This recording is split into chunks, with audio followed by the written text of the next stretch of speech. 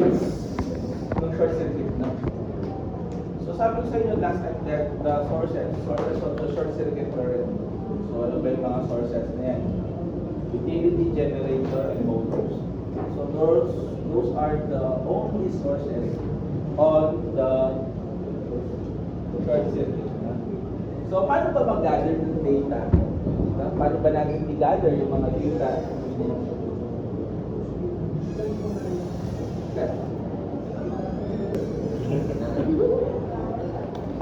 Buti naman ako, nakataligod ako.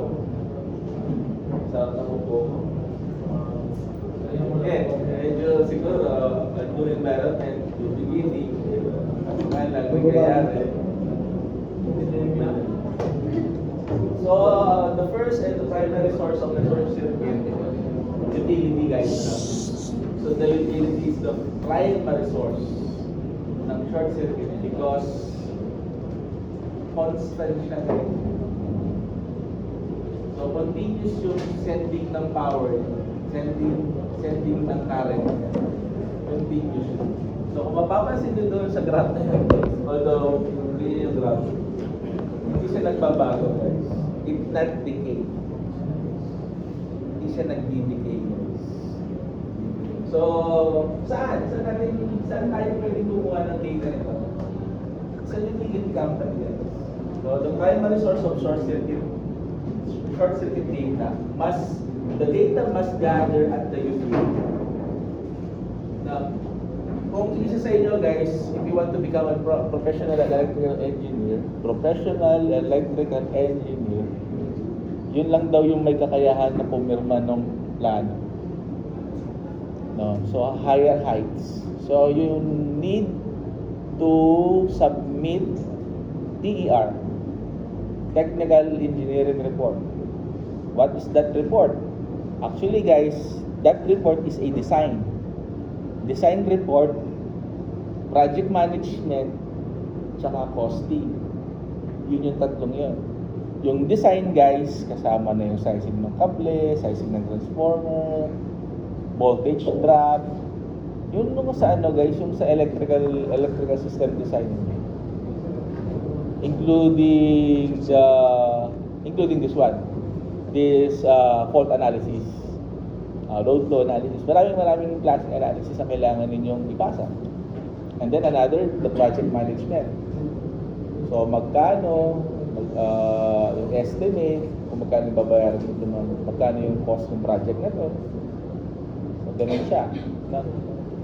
So under that design is this one guys, which is the fault analysis. No? So now, saan ka kukuha ng data? Let's say guys, yung bakanting lote na yan na nandyan sa likod natin. Tayuan ni Iris yan ng 10-story building. And then now guys, as a designer, you want to know the CAIC rating of your circuit breakers. So syempre, hindi lang naman tingala lang dyan, tapos okay na parang gano'n. So you need to perform fault analysis per bus bar, no? Per ano. So ang gagawin niyo guys, kung nakikita niyo yung poste na nandun sa dulo, i-request niyo kay Meralco yun. So i-request niyo yung fault level po nitong poste na yan, nandyan. Di ba may poste dyan sa dulo? May tatlong kasi doon kayo magtatap Doon kayo magtatap ng supply ninyo. So, una guys, kaya sabi niya, the data must gather at the utility. Ano yung mga yon? Ano yung data na yon? Short circuit MVA level. Ano ba yung MVA level na nandun sa dulo? Ano yung line voltage guys? Line voltage ng ano? Ang poste. X over R ratio, impedance, reactance, and resistance. Kailangan nila. Dapat symmetrical sila. Not asymmetrical. Bakit asymmetrical? Kahit na sila. So ano ba guys? Pwede, ito nasa nabanggit ko natin sa inyo, no? AA, pwede nyo itanong yun. AA. Ano yung AA? Ako na lang, pagbabago nito. Hindi kami makagawa ng kalokohan na ito. Tapos guys, reactants, no? Yung impedance natin, no? Positive sequence, negative sequence, and then zero sequence. No? Zero sequence. So kailangan ibibigay sa inyo ng Meralco, ohmic siya. Kailangan nyo ng per unit. So kaya naman yung conversion dito. So kung yung buong system na yun, nag-decide kayo ng MBA base, so dapat yun yung gamitin ninyo sa convert. What if guys hindi given yung MBA base? O kaya hindi din given yung short circuit level? Ang gagawin natin? Si IEEE guys, or the other book, nagsasabi, you can use 100 MBA. Meron din kasi akong ginawa doon sa study ko, pinasa ko sa TIT. Hindi ako mabigyan ng short circuit level. So, ang ginawa ko, naghanap ako ng reference na pwede mong gamitin is 100 MBA. Which is, merong book dyan sa IEEE that you can use 100 MBA as your reference. Okay guys, generator. Generator natin, anong kailangan mo? Anong kailangan malaman? Yung KVA niya, yung kilowatt niya, yung voltage niya, yung X double prime P, yung which is transient, at saka yung synchronous impedance, power factor, and then your efficiency. Saan makikita to guys? Nameplate of your generator. Or kung wala kayong idea or walang nameplate kayong you can use your guys, you can use your brochures, technical specifications ng mga generator niyo. You can use them. You can use. Alam mo guys, mamaya sa motor, kung sasabihin. So na-discuss ko naman sa inyo kung ano yung sa transient lang at saka yung transient. So punta tayo sa motor guys. Ano to? Synchronous.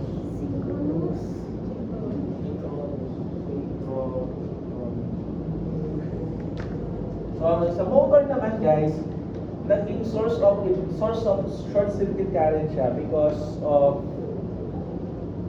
ano ba yun? Yung centrifugal force, no? From the motor magiging siya generator. So may dalawang klase guys, no? Synchronous at saka induction or asynchronous. Synchronous guys, synchronous motors, ito yung mga motor na pwede mong i-adjust by means of exciters. No? Ang synchronous motor guys, gagana muna siya. Starting niya guys, para lang muna siyang induction. Gagana siya as an induction motor, and then you will adjust the exciter. Now, kapag na-overexcite siya, yung synchronous motor mo guys, instead of magiging ordinary motor lang siya guys, magiging siyang power factor corrections. Pwede mo siyang gamitin as a power factor correction aside from the static capacitors. Pwede mo gamitin ito. Okay. So, ano ba guys? So, ibig mo sabihin, sir, umiikot ito together with the rotating magnetic field. Diba? Yung rotating magnetic field natin is yung speed nun is synchronous speed. No? And this is constant. O when it comes to the induction naman, induction motor guys, correct me if I'm wrong, kapag in-excite mo siya, doon siya mag-increase ng speed. Kapag naman induction naman guys, dapat mas mababa yung rated speed niya versus yung sa synchronous speed niya kasi hindi siya magkakaroon ng cutting of fluxes. So, sir, paano natin ma-convert from this one to this one? Meron tayong formula.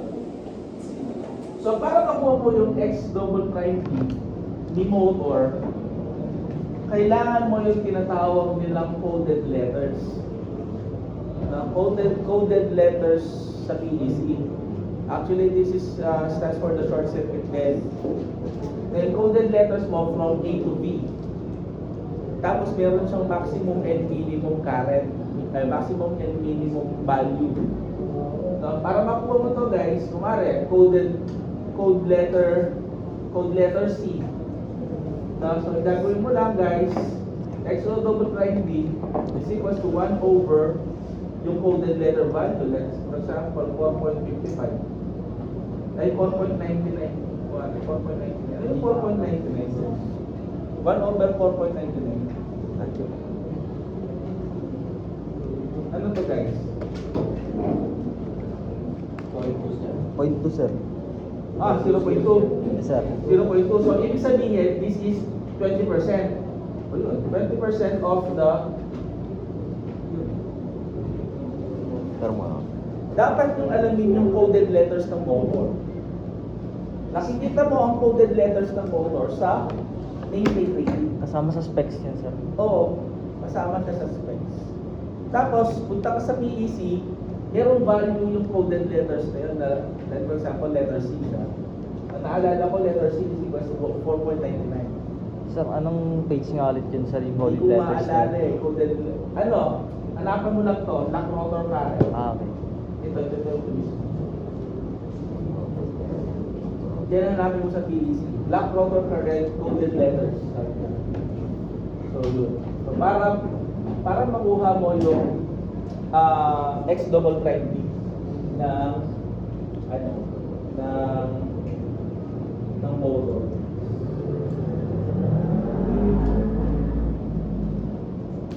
So kapag asynchronous naman, induction. Asynchronous motor, induction motor. So D stands for the direct axis where the impedance is at 90 degrees. Ito naman, ito sinasabi nito guys, yung ratio, which is the X over R ratio. Yung X over R ratio. So mataas yung value ng X over R ratio sa utility. And then dito sa bus na to, mababa lang siya mismo exactly doon sa mga equipment mo. Tapos itong squid na sinasabi ni Tabapa, alam niyo yung rotor nung induction motor. Actually, this is squid. Actually, ang tawag nito squirrel cage. Di ba yung squirrel, tumatakbo siya doon sa cage. So doon na tawag yun. So the reason why, bakit siya naka-squid na gano'n, because this bar, itong mga bar na to, naka-short circuited sila. So kapag nag-umiikot ito upon to the magnetic field guys, nagkakaroon siya ng current wherein yung laminated plated na sheets mo na rotor guys, short circuited siya, nagiging magnet siya. Kaya nagkakaroon ka ng cutting of fluxes. So yung squirrel cage na yun. Anong conductor yun sir? Laminated sheets. Ibig sabihin lang ng laminated sheets guys, plate lang siya. Tapos pinagdikit-dikit. Ito lang. Nasa loob. Iron core? Ito. Parang iron core ba sir? Sabihin mo to na ito, laminated sheets siya, pinagdikit-dikit mo lang. Para maging siyang core. Yun yung laminated sheets guys. Pwedeng made of steel, made of any metal. So yun, pinagdikit-dikit. Para, bakit ka ba ganun? Bakit hindi na lang buo? Losses. Bakit hindi na lang buo? Bakit hindi na lang buong metal yung nandun? Bakit ilalaminated sheets mo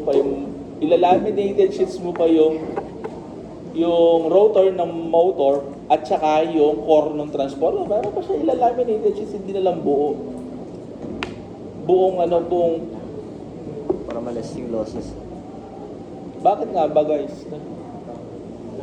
Para ba daw, sabi ni Elbar, para mawala yung eddy current loss. Tsaka yung hysteresis, saan galing yung hysteresis? Ganun din. Sa hysteresis. So parang mawala yun. Eh, hindi naman siya mawawala. Mare-reduce lang. Kasi any metal naman na maano lang naman ng flux, magka-conduct siya ng current eh. Yun yung tinatawag nilang eddy current loss. Ngayon, kung buo yun, edi isang ganun, edi ang laking eddy current loss. No? Kaya nga naging siyang laminated sheets na lang to reduce. Bata ako, kinukuha mo yun, tapos kunin mo lang yung tanso. Tapos kapag nakuha mo yung tanso mo, pabasag na yung laminated sheets. So, ganun din, no? Ganun din po ito, guys. Yung spiral cage mo, guys, ganun siya. And then, naka-squeeze siya. So, itong mga bar na to, nagkakandak sila ng current. Kaso nga lang, they are short-circuited here. And then, yun na guys, magiging magnet na siya. Kapag naging magnet na siya guys, nag-exert na siya ng magnetic flux. Kapag nag-exert ka na ng magnetic flux guys, meron ka ng coming of fluxes doon sa rotations ng conductor mo. Okay. So, bakit is name? Small, sir. Small. Sorry naman. Dito sa statement na to guys, small motors has also contributions. No, yung mga small motor mo.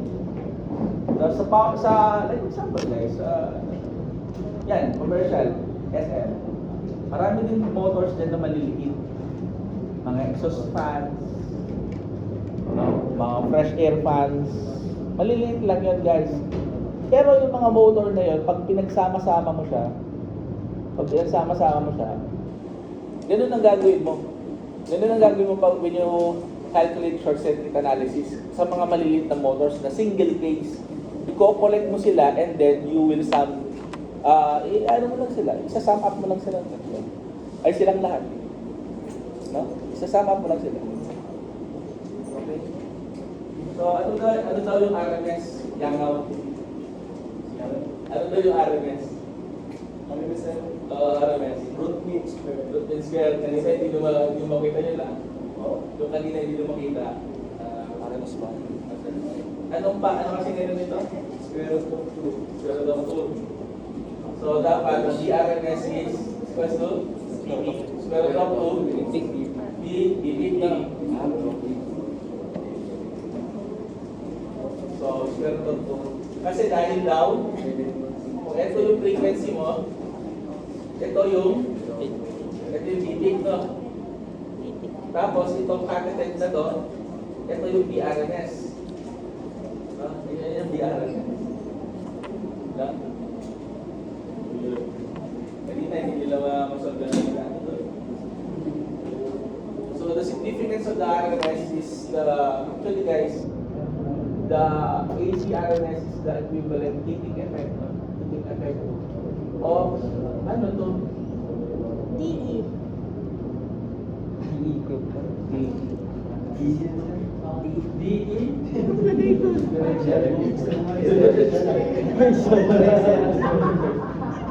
Ano to? DC? O ano na naman itong DC na to? Ano to? Component? DC component? Ay, ito pala, sir. Alam ko ba sekretary ka dati? Type mo yung notebook mo. So, RMS is also known as the value of the DC component effective heating. Okay guys, when it comes to limiters. So yung mga limiters guys, very very important po yung limiters when it comes to short circuit.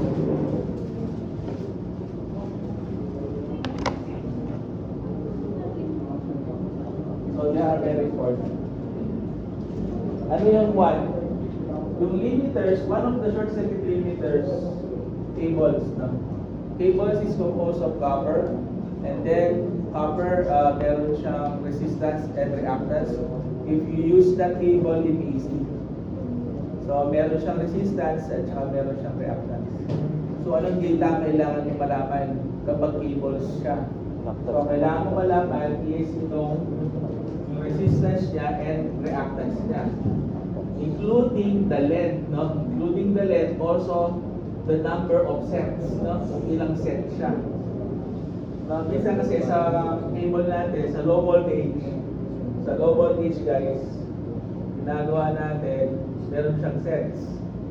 So kailangan mo yung malaman. Sa transformer din guys, limiters din siya. No? Tapos ano pa guys, reactors, resistance, and impedance. And then most especially guys, ito gusto kong i-impress sa inyo, yung impedances nila, yung impedance ni utility, yung impedance ni generator, and impedance ni motor. So let's say guys, meron tayong power system. Power system na lang ni SM. Yung naaalala mong power system ni SM.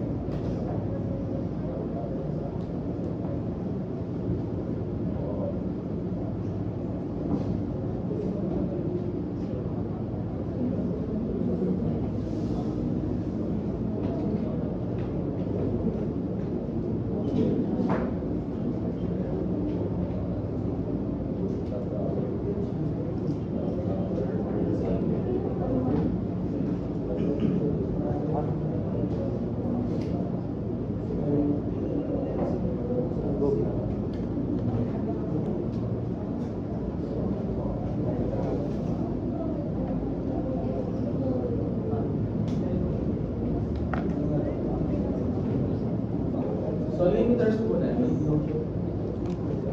Kung bakit meron kang power system dito, generator, iba to guys, iba. Meron lang ako isa pang gagawin. And then transformer, tapos motor, and then cable.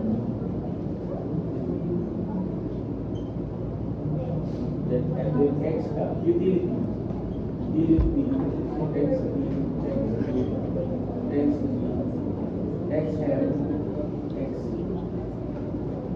Now guys, dito sa power system nito guys, let's say, hindi mo nasama, gusto ko malaman nyo yung significance ng impedance ni motor at saka ni generator at saka nito. Eh di ito yung power system natin. Iko-convert ko ito ng reactance. So the driving force, utility, generate, transformer.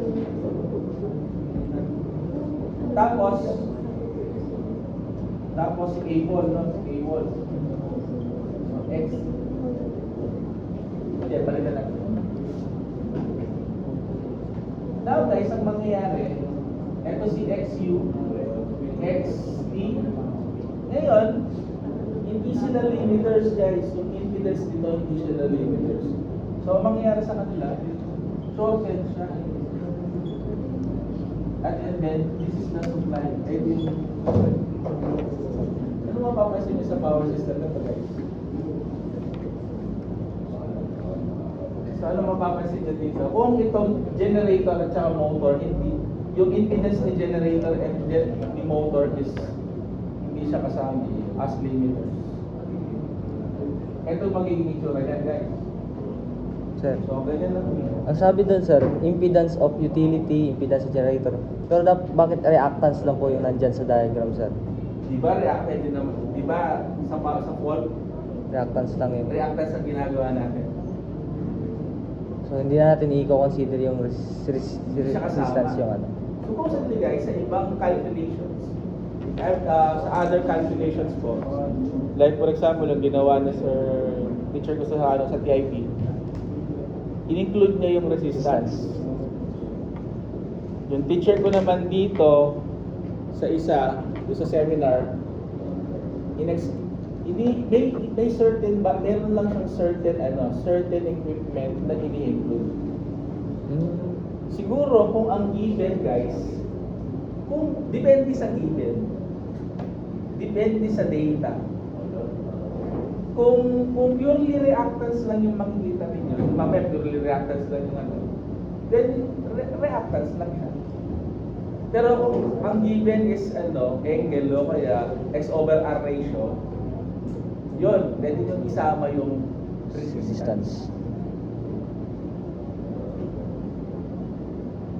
Pero itong reactance na to guys, reactance diagram na to is enough. Is enough na guys.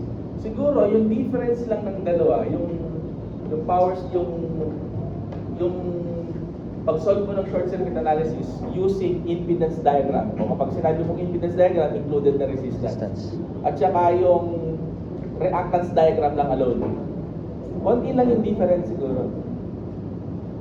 Konti lang yung difference. Kaya siguro, noong last time, binagsak ako ng prompt ko sa compre. Ang compre kasi ako, kaya binagsak kami. Ang dami namin binagsak.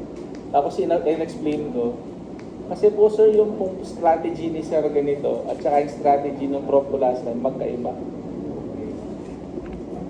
Ito guys, itong gagawin natin ito guys, may validation tayong gagawin. Ito, applicable to sa GitHub guys. Software siya, electrical software na pwede mo mag-solve ng short circuit analysis. So, i-present mo pa dito yun.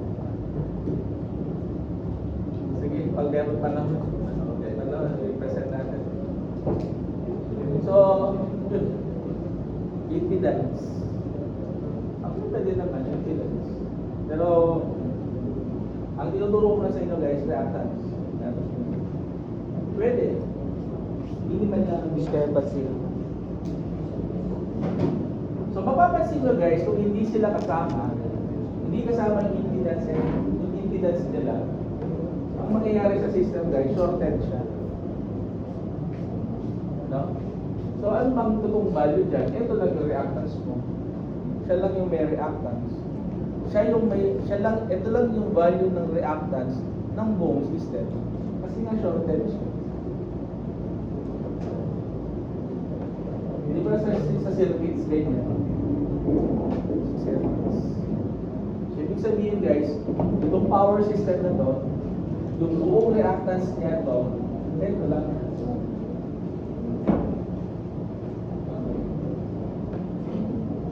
Yun lang gusto kong significant na sabihin sa inyo.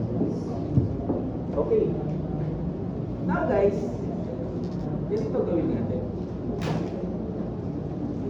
Ito yung power system niya. So, meron siyang grid, meron siyang transformer guys, meron siyang mga panel, meron siyang isang malaking motor, at saka meron siyang capacitor.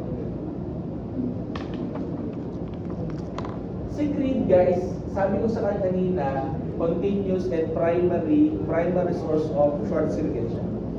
Si transformer guys, hindi siya primary source. Kasi passive lang siya. So, kailangan ng supply ng transformer bago siya gumana. So, ang ibig sabihin guys, nagbibigay ng short circuit, nagbibigay ito ng value ng current. Yung parang pawala na yung ano ko. And then, i-ratio lang yan, lalabas dito. Let's say guys, yung bus na to, itong bus na to, hindi yung sasakyan ng bus na to. D1. Diyan tayo magka-conduct ng fault. Ito yung fault natin. Gusto kong malaman yung fault ng bus na yun. So, yung current mo galing sa utility, magbibigay yan. So, continuous na. Continuous yung supply ng utility. May mga panel board may mga panel boards dyan sa commercial na ang tawag sa kanila static. Ano yung mga yun? Ano yung mga static panel na yun? Like for example, may mga panel dyan na ang laman purely lighting. Purely CO. Yun yung static. Ibig sabihin guys, that static panel board, hindi siya nagbibigay ng short short circuiter, yung ilaw, kapag nagkaroon ng short circuit, mamamatay na lang bigla. Wala. Hindi siya magbibigay ng contribution. Uploads. Meron naman din guys, lamp loads. Yung lamp loads guys, may mga iba-ibang ano dyan, may mga iba-ibang load dito. Like for example, may motor. Sabihin natin 80% of the panel board is motor. So ibig sabihin guys, magbibigay siya ng short circuit.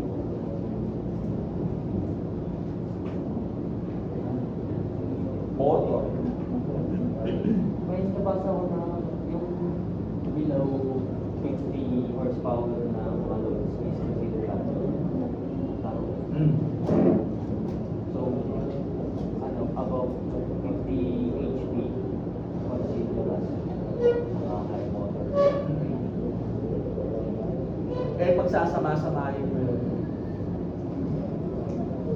Ang siste sa mga maliliit na motors, pag nagsosolve ka ng short circuit, pagsama-samahin mo sila.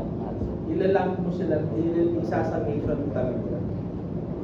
So doon siya magkakaroon ng significant effect kapag pinagsama-sama mo. Pero ikaw ba naman, iisa-isahin mo yun? Pwede naman, pero matagal. Pero bakit hindi na pagsamahin ng isang ilog na gano'n para i-share? Oh, si SM guys, meron siyang chiller. Since si SM is centralized siya. Meron siyang chiller, meron siyang chilled water pipe, chilled water pump, cold water pump. So yun sabihin guys, yung motor nagbibigay siya ng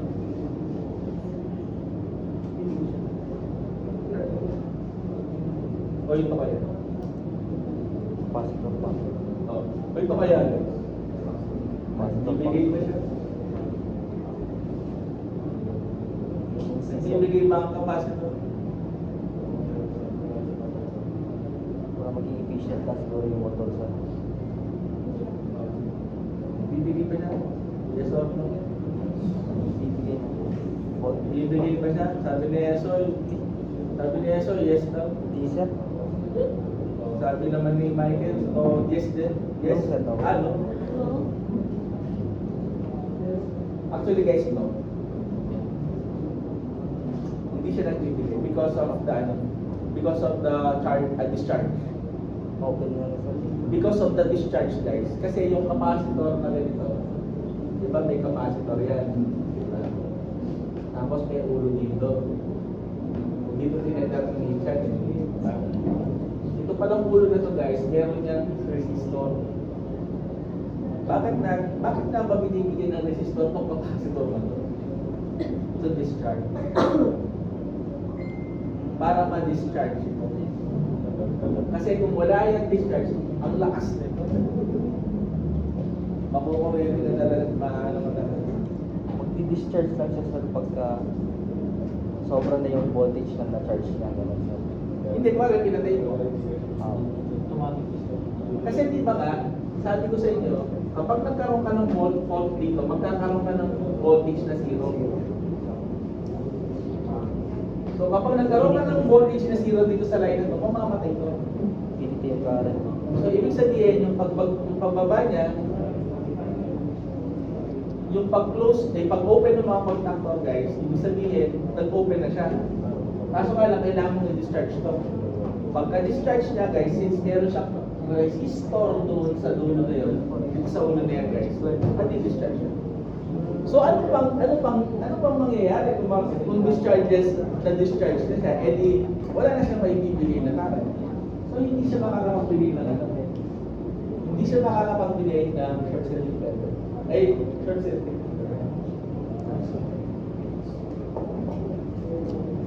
Synchronous motor pa. No? Synchronous motor din, pwede nyo gamitin, ano ba tawag ito? Pwede nyo siyang gamitin power factor correction. Motor siya. So, may rotating ka pa din. So, yung ibig ibigay na. Contribute pa.